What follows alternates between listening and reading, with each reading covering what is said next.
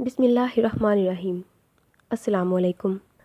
आज की इस वीडियो में हमारा टॉपिक है यूनाइटेड नेशंस के हवाले से, जो कि सीएसएस और पीएमएस के इम्तहानात में पूछा जाने वाला बहुत ही इम्पोर्टेंट क्वेश्चन है। और इस टॉपिक को मैं इस तरह से कवर करने की कोशिश करूँगी कि आपके ऑब्जेक्टिव एमसीक्यूज़ और आपका सब्जेक्टिव हर तरह से तैयार हो जाए अगर आप किसी भी पेपर में अपेयर होने वाले हैं। तो ये सिर्फ सीएसएस की नहीं, अगर आप एनटीएस या फिर पीपीएससी एफपीएससी के एग्ज़ाम्स में भी अपेयर होने वाले हैं, तहसीलदार नायब तहसीलदार के पेपर में अपेयर होने वाले हैं, तो उनके लिए भी इसमें जो ऑब्जेक्टिव्स के क्वेश्चन होंगे वो बहुत ही इम्पोर्टेंट होंगे। तो उसको ज़रा देख लीजिएगा। What is United Nations? United Nations क्या है? यूनाइटेड नेशन कहते हैं अक़वाम मुत्तहिदा को, और इसके नाम से ही ज़ाहिर है मुत्तहिद अक़वाम। सेकेंड वर्ल्ड वार में जो भी डिस्ट्रक्शन हुई, जितनी भी तबाही हुई, जब अमेरिका ने जापान के शहर हिरोशिमा और नागासाकी पर हमला किया, इतनी बड़ी तबाही के बाद कोई हल निकाला गया कि कैसे हम इस तरह की नागवार सूरत हाल से निमटने के लिए कोई एक ऑर्गेनाइजेशन, कोई एक ऐसा इदारा या फिर कोई ऐसी पॉलिसी रूल हम बनाए कि जिससे इस तरह के मज़ीद हालात से बचा जा सके। तो उन्हीं हालात को मद्देनज़र रखते हुए 24 अक्टूबर 1945 में यूनाइटेड नेशंस को कायम किया गया, और इसका जो हेड क्वार्टर है वो न्यूयॉर्क में है। तो अब सवाल ये है कि यूनाइटेड नेशन का चार्टर क्या है, क्या मतलब है इस बात का? तो यूनाइटेड नेशंस का जो चार्टर है is just like a constitution of any country, कि किसी भी मुल्क के आइन की तरह ही इसमें भी रूल्स और रेगुलेशंस होते हैं। यानी जितने भी ममालिक इस चार्टर में हैं वो तमाम इसके कवानीन को फॉलो करेंगे ताकि पूरी दुनिया में अमन व अमान कायम रह सके। जनरल नॉलेज के लिए एक बहुत अहम क्वेश्चन है कि यूनाइटेड नेशंस का जो चार्टर है उसमें कितने चैप्टर्स हैं और आर्टिकल्स कितने हैं उसमें। तो इसमें 19 चैप्टर्स और 111 आर्टिकल्स हैं। इसके पहले कितने मेंबर्स थे और अब कितने मेंबर्स हैं? इसमें जब ये 1945 में यूनाइटेड नेशंस को कायम किया गया तो इसमें टोटल 51 मेंबर्स थे। अब इसमें 193 मेंबर्स हैं, जिसमें पाकिस्तान भी शामिल है।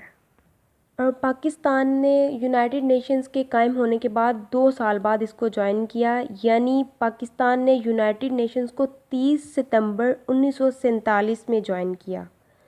और अब बात करते हैं कि इसके फंक्शंस और ऑब्जेक्टिव्स क्या हैं, क्यों इसको कायम किया गया, ये किस लिए काम करती है और इसका मेन मकसद क्या है। बेसिकली यूनाइटेड नेशंस के 5 ऑब्जेक्टिव्स हैं, इनको आप नोट कर लीजिए। जी हाँ, नंबर 1 पे है प्रमोटिंग ह्यूमन राइट्स, यानी इंसानी हकूक़ की बहाली के लिए काम करता है। नंबर 2 पे है प्रोटेक्टिंग एनवायरनमेंट, यानी माहौलियाती निज़ाम की बेहतरी के लिए, माहौल को गंदगी से, आलूदगी से बचाने के लिए ये अपना अहम किरदार अदा करता है। इसका मकसद है कि एनवायरनमेंट को प्रोटेक्ट किया जाए। नंबर 3 पे है maintaining international peace and security, यानी बैनुल-अक़वामी अमन व अमान की सूरत हाल को बरकरार रखा जाए, इसका एक बड़ा मकसद ये भी है। नंबर 4 पे हम देखते हैं इसका ऑब्जेक्टिव है boosting social and economic development, कि यूनाइटेड नेशंस के जो ममालिक हैं, जो मेंबर ममालिक हैं, उनकी मुआशी और समाजी ज़िंदगी को बूस्ट किया जाए, उसको मज़ीद उसमें निखार पैदा किया जाए, उसको बेहतरी की बहाली की तरफ लाया जाए। और नंबर 5 पे है providing humanitarian add in case of natural disaster और आर्म कॉन्फ्लिक्ट, यानी कि अगर किसी मुल्क में कहत पड़ गया है या कोई कुदरती आफात या जंगी हालात पैदा हो गए हैं और ममालिक में काफ़ी नुकसान हो गया है, किसी मुल्क को किसी की ज़रूरत है, तो यूनाइटेड नेशंस के जो मेंबर कंट्रीज़ हैं वो उस मुल्क की मदद करते हैं उसको उस नुकसान से निकालने के लिए। तो ये इसके 5 ऑब्जेक्टिव्स हैं। अब हम बात करते हैं कि इसके प्रिंसिपल आर्गन्स क्या हैं, यूनाइटेड नेशंस के जो प्रिंसिपल आर्गन्स हैं वो क्या हैं। तो सबसे पहले नंबर पे है यूनाइटेड नेशंस जनरल असेंबली। इसका दूसरा प्रिंसिपल ऑर्गन है United Nations security council. Number 3 पे जो इसका प्रिंसिपल ऑर्गन है वो है economic and social council. Number 4 पे है यूनाइटेड नेशंस सेक्रेटेरिएट। नंबर 5 पे है international court of justice ICJ। और नंबर 6 पे इसका प्रिंसिपल ऑर्गन है ट्रस्टीशिप काउंसिल। और इन 6 बेसिक ऑर्गन्स के अंडर बहुत सारे प्रोजेक्ट्स काम कर रहे हैं पूरी दुनिया के ममालिक में, जो कि अक़वाम मुत्तहिदा के मेंबर्स हैं। सबसे पहले हम बात करते हैं यूनाइटेड नेशन जनरल असेंबली की, कि इसका क्या फंक्शन है। ये उन ममालिक की मेंबरशिप को डिसाइड करती है कि किन को हमने यूनाइटेड नेशंस का जो है सर्कल इसमें ऐड करना है और किसको किसकी मेंबरशिप को हमने कैंसिल करना है। नंबर 2 पे इसका जो फंक्शन है वो है कि ये यूनाइटेड नेशन सिक्योरिटी काउंसिल के मेंबर्स को सिलेक्ट करती है, जो कि 15 होते हैं, जिसमें 5 परमानेंट और 10 नॉन परमानेंट होते हैं। ICJ के जजेस को इलेक्ट करती है उन्हें। यूनाइटेड नेशन के कॉन्स्टिट्यूशन में अगर कोई ऐसी शिक मौजूद है, ऐसा कोई आयन मौजूद है जो कि इंटरनेशनल लेवल के मुतल्लिका मेयार पर पूरा नहीं उतर रही या उसकी कानून की आयन की खिलाफ वर्जी कर रही है, तो जनरल असेंबली, यूनाइटेड नेशंस की जो जनरल असेंबली है वो इख्तियार रखती है कि वो उसको रिजॉल्व करे। नंबर 2 पे जो मेन आर्गन है उसके बारे में हम बात करते हैं तो वो है यूनाइटेड नेशंस सिक्योरिटी काउंसिल। जैसे कि ये नाम से ही जाहिर है कि ये सिक्योरिटी के इक़दामात को देखती है इंटरनेशनल लेवल पे। पूरी दुनिया में अमन व अमान की ज़िम्मेदारी है इंटरनेशनल लेवल पे यूनाइटेड नेशंस सिक्योरिटी काउंसिल्स की। और इसके 15 मेंबरान होते हैं जिनको general assembly of United Nations select करती है, और इसमें 5 परमानेंट और बाकी 10 नॉन परमानेंट होते हैं। इसके 5 जो परमानेंट मेंबर्स हैं उनमें है चाइना, रशिया, USA और फ्रांस। और जो 10 नॉन परमानेंट मेंबर हैं वो हर 2 साल के बाद नए सिलेक्ट किए जाते हैं, यानी कि उनकी ड्यूरेशन सिर्फ 2 साल होती है। 2 साल के लिए वो नॉन परमानेंट रहते हैं, उसके बाद दोबारा से नए नॉन परमानेंट मेंबर्स को सिलेक्ट किया जाता है, उनको डीसेलेक्ट कर दिया जाता है जो कि ऑलरेडी सिलेक्टेड होते हैं। और जो नए सेलेक्ट किए जाते हैं उनका भी सर्विंग पीरियड सिर्फ 2 साल ही होता है, ड्यूरेशन 2 ईयर्स होती है उनकी सर्विंग की। तो अब बारी आती है यूनाइटेड नेशंस के सेक्रेटेरिएट की। एडमिनिस्ट्रेटिव ऑर्गन के तौर पर काम करता है, यानी इसका जो मेन मकसद होता है वो है कि यूनाइटेड नेशन जनरल असेंबली जो कोई न्यू रूल्स एंड रेगुलेशंस बनाती है उनको इम्प्लीमेंट करने के लिए डॉक्यूमेंटेशन करता है। इसके सेक्रेटरी को जनरल असेंबली ही अपॉइंट करती है 5 साल के लिए, यानी वो 5 साल तक सर्विस करते हैं। और यूनाइटेड नेशंस का जो करंट सेक्रेटरी जनरल है वो है एंटोनियो गुटेरेस, और ये यूनाइटेड नेशंस के 9वां सेक्रेटरी है। इससे पहले 8 गुजर चुके हैं, इसका 9वां नंबर है। और ये भी 5 साल के बाद इसकी मुद्दत, इसका सर्विंग पीरियड ख़त्म हो जाएगा, उसके बाद एक और नया मेंबर सेलेक्ट किया जाएगा 5 साल के लिए।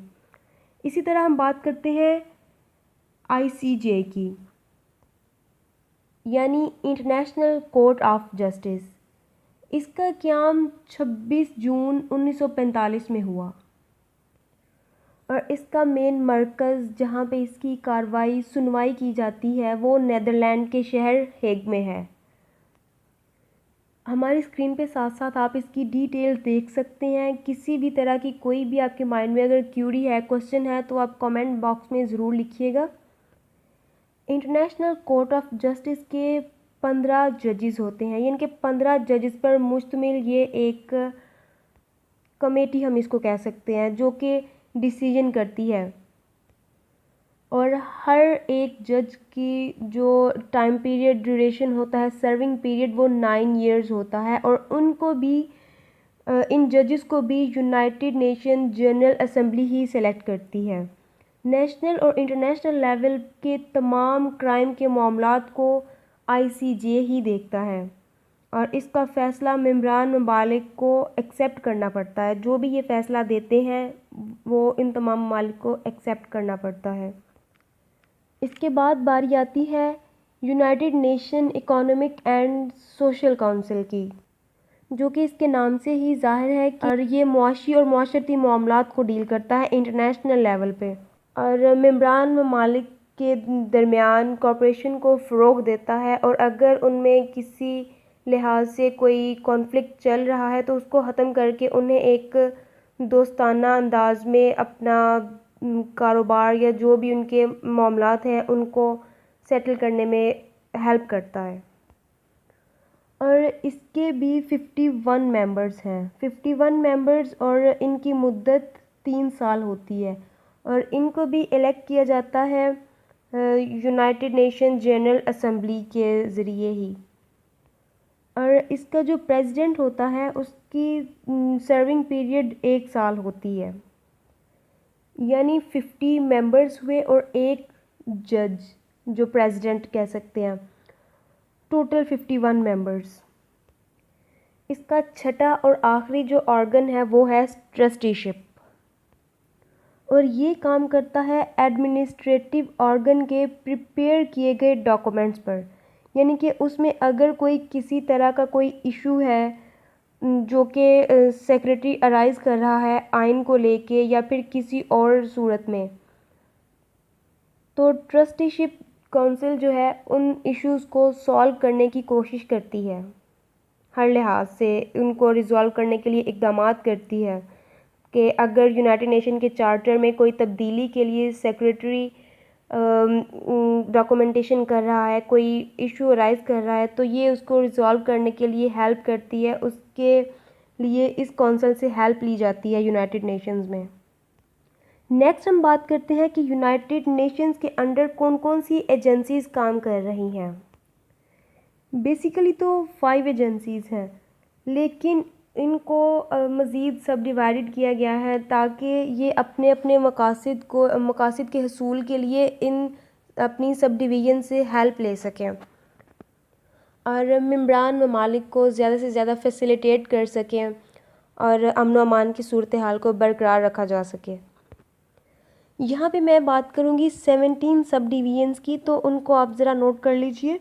सबसे पहले है फूड एंड एग्रीकल्चर एजेंसी, उसके बाद नंबर 2 पे है international atomic energy agency, number 3 पे है international civil aviation organisation, number 4 पे है international fund for every development, number 5 international labour organisation, number 6 पे है इंटरनेशनल मैरीटाइम ऑर्गेनाइजेशन, नेक्स्ट है इंटरनेशनल मॉनेटरी फंड,